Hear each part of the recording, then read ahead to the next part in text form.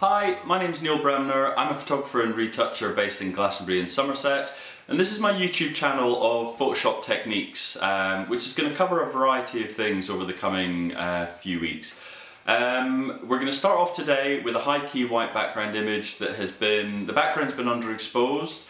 There is a light creeping into my hair, so that's going to need to be removed but without making my hair look cut out.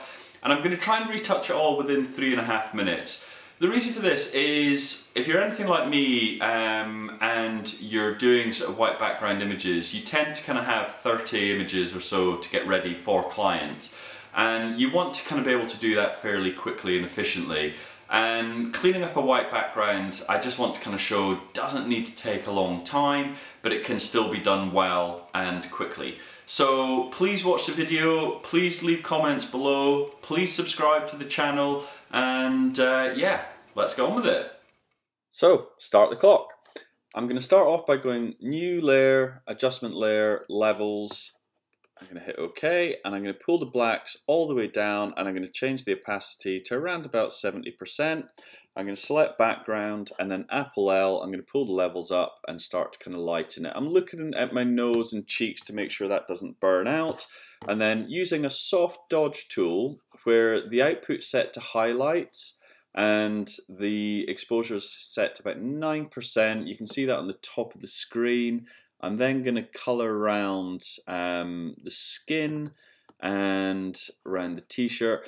You need to make a bit of a smaller brush when you're going around close to the skin, because you can actually affect skin tone when you do that. But if you're going around a black t-shirt, dark hair, stuff like that, you don't need to be quite as careful. But certainly kind of around the arms, ears especially, because they're sort of thinner. You need to just be a little bit careful.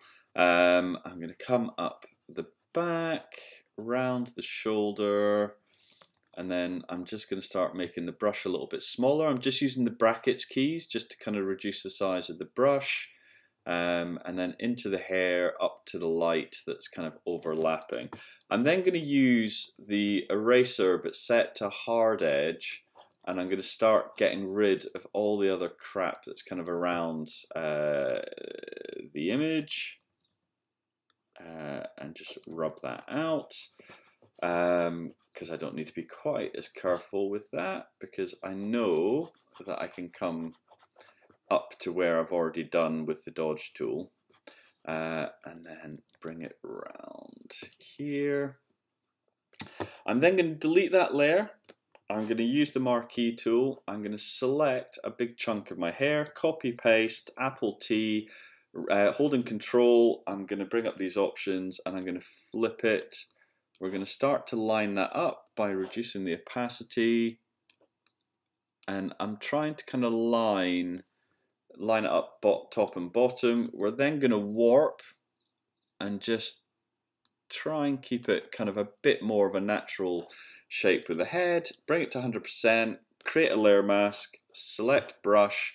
We're going to invert it, and then we are going to color in so that it kind of fits in.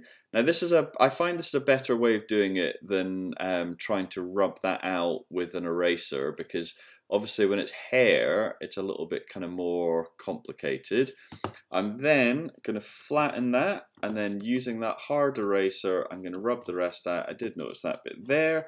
We're then going to create another adjustment layer, levels, darken that down, set it to about there, select the dodge tool, select background, and then we're just going to get rid of those little bits that were there, and then I'm going to delete it. So that's basically how I would create a high-key white background in around about 3 minutes. I hope you kind of found that interesting. Obviously there are 101 different ways of doing it, but that's personally how I would go about creating a high-key white background, especially when I'm doing production line based retouching where I've got quite a lot of images to get through as quickly as possible. So yeah, that's it. Leave your comments below, please subscribe, and thanks very much for watching.